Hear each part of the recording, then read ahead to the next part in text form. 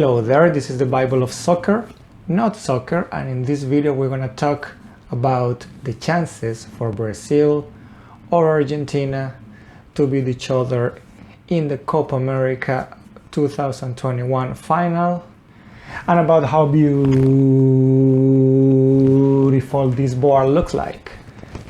So I remind you that I'm going here with no guidelines, no teleprompter, no edition, recording everything from my cell phone, and I speak like this, a little bit slow, so I won't lose my train of thought. Okay, so we're gonna talk about the final for Copa America this year between Brazil and Argentina, and about how they can beat each other. So first, we're gonna talk about Brazil and their formation.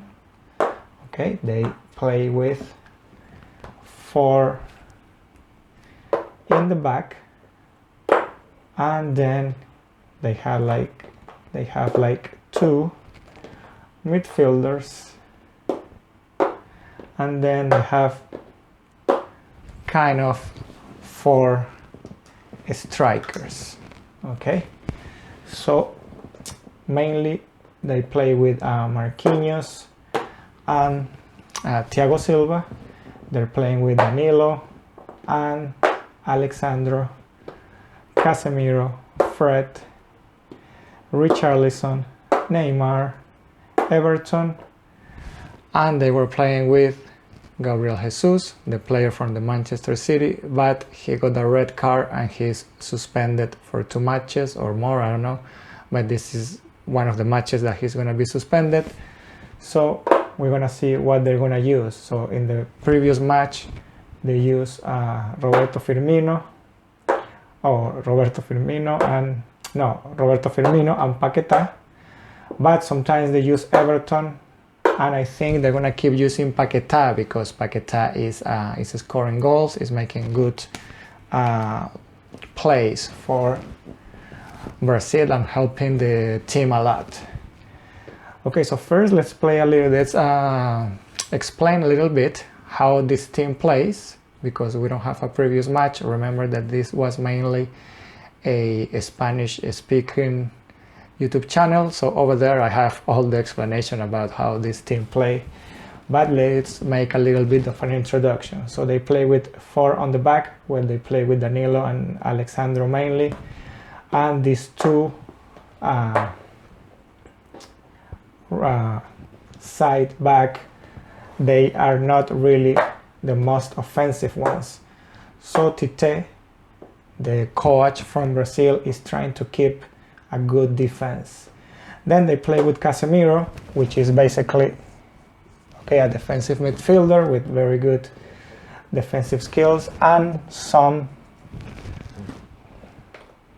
attributes to go out with playing, long pass, and the attacking basically start with him. But Marquinhos, he has a little bit of long pass at ground level too. Okay, so that's something too. And then here we have Fred, that he's a very fast player. He's like a neutral midfielder. Okay, but the problem with Fred is that he's not really an attacking midfielder or defensive one. He's just like a mixed midfielder or neutral. But basically, his style of playing, he doesn't like to keep the ball for so long. Okay, he received the ball, he's very fast, but he's gonna try to move fast couple seconds and give the ball away. Okay, when I say couple seconds, it can be more, but I'm just trying to make the graphic explanation. And then here they have Richarlison and Neymar, that they basically are strikers or central strikers, but they have some dribbling, some ball control, so they can play a little bit far away too. And in this case, in this side, they usually have Gabriel Jesus, that he's number 9 also, but he has a little bit less of ball control or dribbling like Richarlison and Neymar, okay? But now they're gonna be playing probably with Paquetá, which is less of a striker, okay, or less of a goal scorer, to say it like that.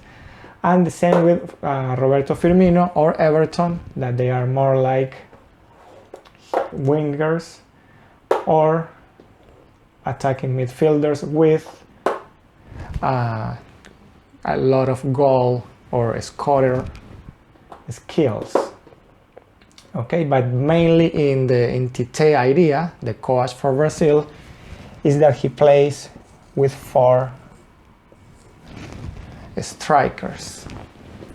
Okay, so what are the problems with this team? This team has some problems. The main problem is, okay, let me put a goalkeeper there, that it can be Ederson or it can be Alisson. Okay, he's been using Weberton too, but to give some rotation to the team, but I don't think Weberton is going to be playing the final. Okay, it's going to be Ederson or Alisson. What's the difference? The difference is that Ederson, he has a long pass skills to the players, but under the net he's not as safe, or he doesn't give so much security as Alisson. Okay, Alisson is better there for avoiding getting scored. Okay, but Alisson doesn't have so much of long passing skills that it can be a good opportunity to give a good advantage long pass and then go and score. Okay, but for this game, for this match, maybe Alisson is a better idea, so we keep, or they keep, a safer net over there. Okay, so the goalkeeper. But what are the problems for this team? This team has several problems. One of the problems are the players. These 2 players, Marquinhos and Thiago Silva, or whoever they play as central defenders. It can be Militao too. They have decent aerial game, okay, but they have problems with the aerial game when they are being attacked. Not with the aerial game itself, but with the position when they're being attacked by air. They lose the position. They tend to get lost a little bit, okay? Even though their aerial game is good, they just get a little bit lost with the position. So that's a weak point that Argentina can take advantage of. So there are several choices for that, but we're going to keep talking and then we're going to explain how Argentina can take advantage of that. Okay, the other problem that this team has is that we say that this line of 4 are very defensive. These 2 are not really offensive. Okay, so one of the problems is that in order for this team to communicate or to reach the strikers, or these 4, is to go through these 2. Okay, sometimes, or usually, teams, they have a double defensive midfielder or mixed, okay, but they are inside of the on the other, like in the opposite side of each other. In this case, the team can go this way to start the attacking, or this way to start the attacking. But when they are placed in front of each other, it's different, because now they have to go, it's only one way to go, here and then here, or of course this way if this one but this one has to come back.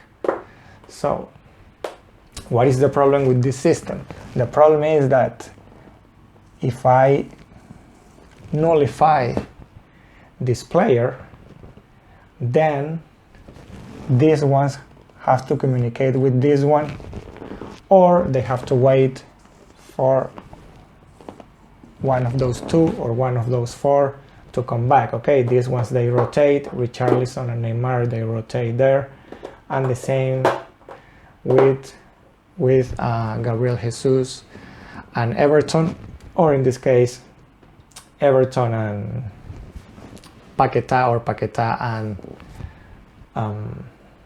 Roberto Firmino. So the thing is, if I nullify this player, I'm making already a little bit of a mess. And in top of that, what I just said before about Fred is fast, but he doesn't like to keep the ball for a long time. He wants to give the ball away very quick.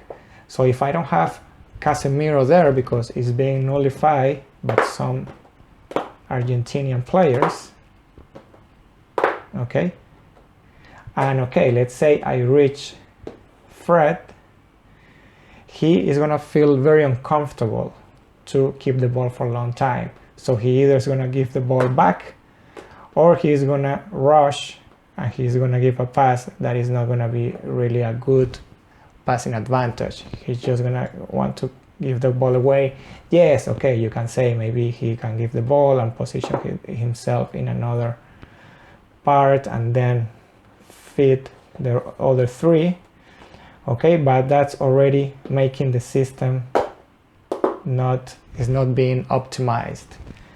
Okay, so one of the choices for Argentina are nullifying Casemiro or whoever is playing there in this system. Okay, so we have talked about some of how Brazil plays. So let's go with Argentina, and then we will explain a little bit more. So Argentina with Scaloni, his coach, they basically play with a 4-3-2-1 formation. Okay, sometimes it's a 4-3-3, but most of the time, even when they play 4-3-3, they're transitioning a lot with a 4-3-2-1, because this is the real Scaloni. This is his system, or this formation at least. 4-3-2-1. Okay, this one is Messi. This one is Lautaro Martinez. Okay, and here usually he plays with Paredes for defensive midfielder, but now he discovered that he can trust in Guido Rodriguez, and they've been switching sometimes or being the sub for each other, but in some matches, or at least in one or two, they have played together. So for this match, because it's the final, maybe they play together, Paredes and Guido Rodriguez, because he probably will feel safer to play with a double defensive midfielder. Okay, usually it's only one and two mixed midfielder that they can go with attacking or defensive, attacking and defensive, but they're not really so defensive or so attacking, let's say, or so offensive. Okay, so what is the problem with this Scaloni system? Okay, he plays, sometimes he plays here with Otamendi.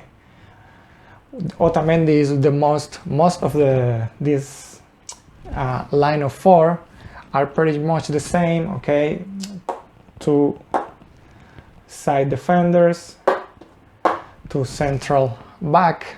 Okay, but the main difference among their players is Otamendi. Okay, Otamendi is a defense player, defensive player, that he goes over there a lot to try to score. Okay, he has been scoring some goals in the past, so he goes there to help the team in the offensive. And when this happens, of course, if you go there, this is going to stay empty. And when this is happening, is because Scaloni, he thinks that the team has more chances to get into the attack in that particular game. Okay, sometimes he's on the starters, sometimes he's not. Okay, let's say that he is going to be on the starters. So if he's going to be on the starters, we have noticed that, okay, we already say he goes out for the attacking, and usually when that happens, the left back also goes and help, and then these two move there, or Paredes goes there. Okay, in this case, if Guido Rodriguez plays, anyway, Leandro Paredes is going to stay there, and Guido Rodriguez has a little bit of more offensive skill, so he's going to go and help, but he's still a defensive midfielder. Okay, don't get confused just because he goes to help up there sometimes. Okay, so in that case, Brazil have a good chance to attack in this side because Otamendi is going to be out, and usually the left back is going to be his company too. Okay, but what's the problem with this? The problem is that we say that these two from Brazil, they are defensive most of the time. They don't go out so much. So one of the choices for Tite, for Brazil, is to play with Emerson here. Okay, Emerson is a player from Betis that Barcelona had 50% of his ticket, and now he bought it from Barca to play in Barcelona. Okay, he has a lot of offensive skills, and he goes out a lot to help here on this side, and also he positions sometimes himself to score a goal. Okay, not only for helping in the construction, but also he has some goal scoring skills. Okay, so that can be one choice, but Tite is not playing like that lately. Okay, he's not been using Emerson to play there. He's trying to keep these four more defensive, just to balance, because he has four strikers, very offensive players. So he doesn't want to unbalance the team. But in this case, because of this formation with Argentina, okay, this formation is already telling me that they are not very offensive. Okay, that they're trying to keep protection.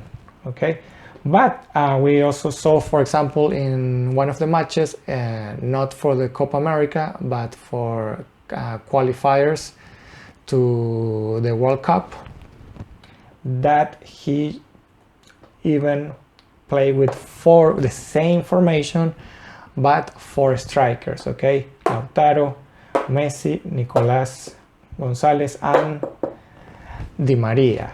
Okay, even though he used the same formation, he changed the names for more attacking players, and that can be a difference. Okay, but in this case, let's see how he's going to, what names he's gonna use. Okay, but in that case, it's even more of the same, maybe a little bit more depends, because if all those three are offensive, then Brazil has a lot of chances, but they need to play with Emerson. It's going to be more difficult if they use Danilo. Okay, and here it's going to be Alexandro. If they switch, it's going to be the same, because both of them are more defensive than offensive. Okay, and then So Brazil have a chance there.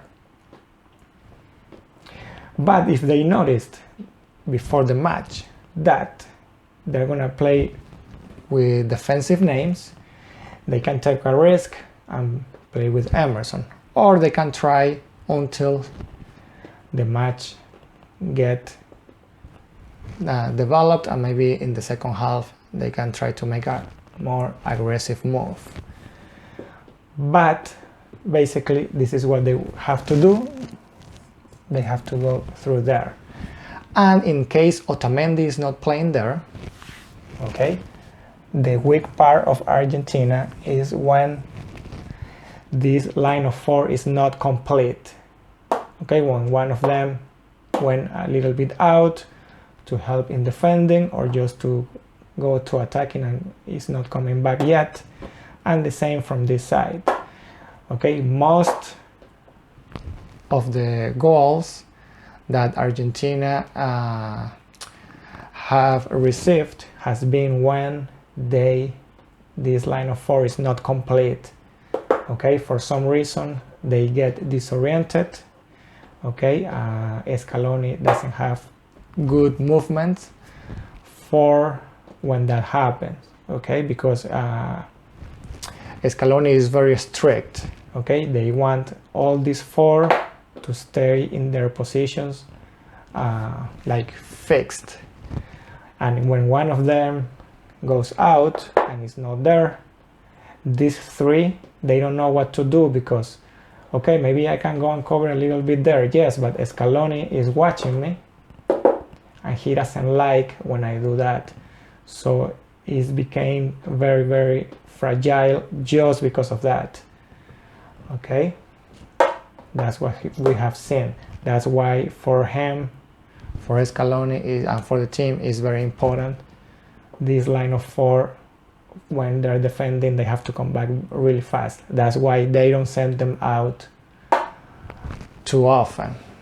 Okay, only when he really feel the pressure that he needs to go out and try to win the game. Okay, so in this case, let's say again that Otamendi is gonna play. Okay, because I forgot, remember that I'm going here without guidelines. Okay, let's say Otamendi was playing and these 2 are out, or even only Otamendi is out. What can I do? What can Brazil do in this situation? We say that these 2 are not so offensive as Neymar and Richarlison. So what should I do? I should switch them. I send Richarlison there and Roberto Firmino or Everton here, and I bring Paquetá here and Neymar there. And now I have the 2 most offensive players in the side where Otamendi, we know Otamendi is going to be leaving sometimes or all the time. So that's a move that they can do. Okay. If it's not Otamendi, I can keep it like that and just be aware of when someone from Argentina is going there, and of course send these 2 there. The same when somebody, if one of them goes there, okay, the same here. I bring these 2 here and these 2 here and try to score a goal from there. And now from Brazil side, remember that I say that these 2 sometimes get lost with the aerial game. So what I'm gonna do is the following. One of these, okay, let's say not of this because they're gonna keep protected. But let's say another player, okay, if this is Guido Rodriguez, he cannot do that. Okay, it has to be another player. It can be Nicolas Gonzalez, or it can be Lo Celso, or someone who is playing there. Okay, it's gonna make sense later. Okay, so what I'm gonna do, I'm gonna go there with, let's say, Lo Celso, and I'm gonna do a center pass or a cross pass, but not to try to look for another player to score a goal. I'm just going to do this to go to the other side. Why? Because I want these two to get lost from the aerial game.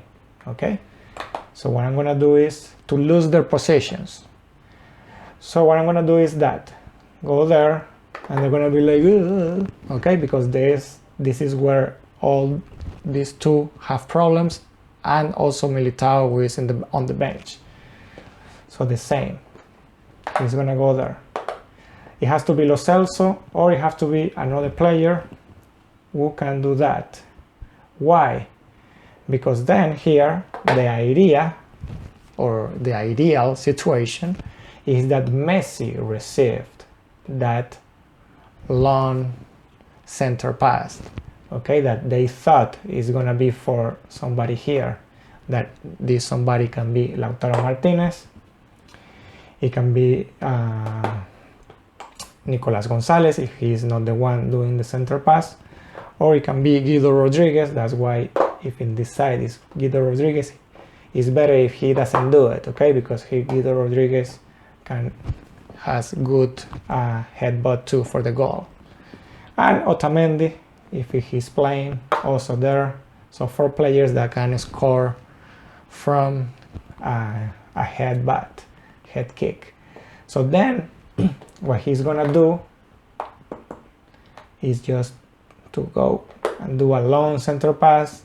These two are gonna get a little bit lost, and then Messi can either enter and score himself if he's not so close from this one.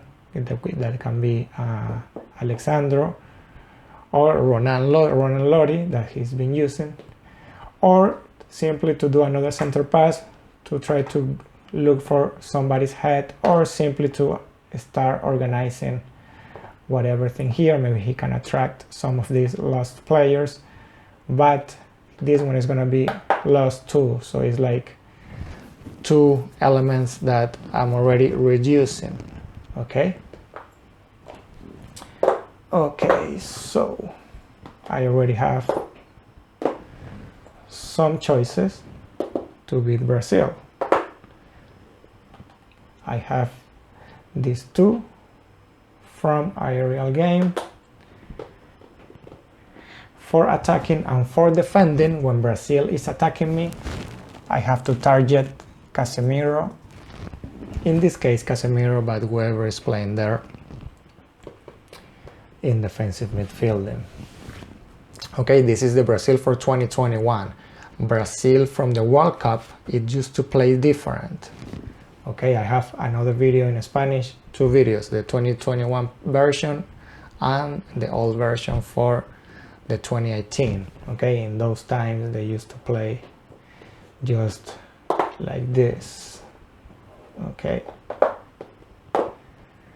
they used to play like this. Okay, 2 in the back, Dani Alves, sometimes Alexandro played, but it was mainly Marcelo, Casemiro, 2 here. Okay, that usually was Fernandinho, or no, Casemiro was not here, Paulinho was here, and here usually was in the qualifiers they used Casemiro, but in the World Cup they use Casemiro here sometimes and Fernandinho here sometimes. Here Coutinho used to play, and here Neymar, Gabriel Jesus, and I think Williams used to play here. Okay, it was another system. Now what he did basically was to, because this player was being nullified very easy because he was all the time mostly waiting there. So basically what he did, it was I send this back there, I play with 2 people that is going to be 2 players that is going to be more defensive than attacking. Okay, and these 2 are too far from scoring, so I'm going to make them closer. Okay, we're here to score goals. I'm going to stop putting those players over there. Okay, and in those times Brazil used to have different way of losing. but they still have, or they still had on those times, Marquinhos and Thiago Silva. Okay, in that case they used to have Marquinhos, Thiago Silva and Miranda, but they all have the same problems for some reason. Most of the central back that they have in this generation, they have problems with the aerial game, not with the head kick itself, but with losing the position when being attacked by the air. Okay, and in the case of Argentina, they have the opposite team, in this case Brazil. They have to take advantage whenever one of these line of four is moving. And the other thing that they can do is that if Guido Rodriguez and Paredes play together, is just to go attacked to the other side where one of them is not there. Okay, of course Scaloni may do just move them like a double defensive midfielders and make another line of three here that he can come here and help here, or this one can come here and help sometimes. Okay, but usually he's not doing that. So in that case, Brazil have to attack from this side, so they can just come here, or one of these can come back and help if they're nullifying Casemiro or whoever is playing there. Okay, so basically that's all the match preview from this final. Let's see how this match goes on. Remember too that in the case of Scaloni, he likes to do a lot of corners, okay, pre-prepared, okay, already some sequences with the corners or with free kicks. He practiced that a lot. Okay, so that can be also a defining point. And of course they have they have Messi, which is a specialist.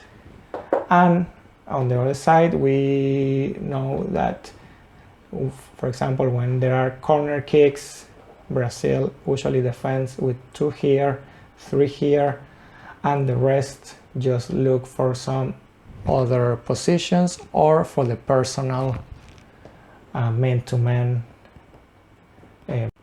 Okay, that's also important to know. Now I have also some advices of how to nullify in one-to-one, let's say duel, okay, or showdown, face-to-face, Neymar and Messi. Okay, in the case of Messi, I developed this imitation defensive by imitation. In this case, Messi is he's not so tall, he's a little bit shorter for a professional player. So what you have to do is do small steps, okay, or find somebody from his same height to run with him. So whenever he wants to change direction, you will change direction with him. But if you are a tall player, you just have to do shorter steps. So whenever he changes direction, you will be able to react quickly and follow him. Okay, so that's one of the ways to take care of Messi. And in the case of Neymar, okay, of course it's always better if we do take turns, right, to take Messi 1, 2. Okay, that's a very old strategy that Mourinho did for first time when he played with Inter against Barcelona, where everybody's waiting for Messi. Oh, he's out, okay, I'm next. Okay, but we're proposing here like in a one-to-one situation. And now in the case of Neymar, Neymar has a problem. Okay, he cannot do good center pass by air. He usually do center pass or cross passes by ground level. Okay, because he is very inaccurate when he do center pass by air. So one of the things that you have to do to nullify Neymar is just to try to send him to one of the sides. Okay, if he's attacking over here, you're gonna try to make him go with the ball to the side, not to go inside.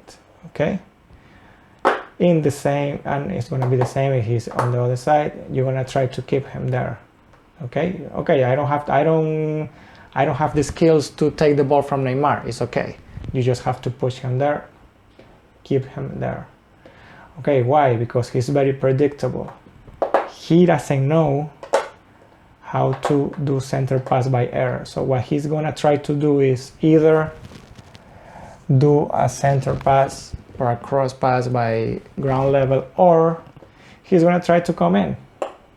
Okay, and it's very easy because he's not gonna try to come in by this side. He's gonna try to come by this side to try to score.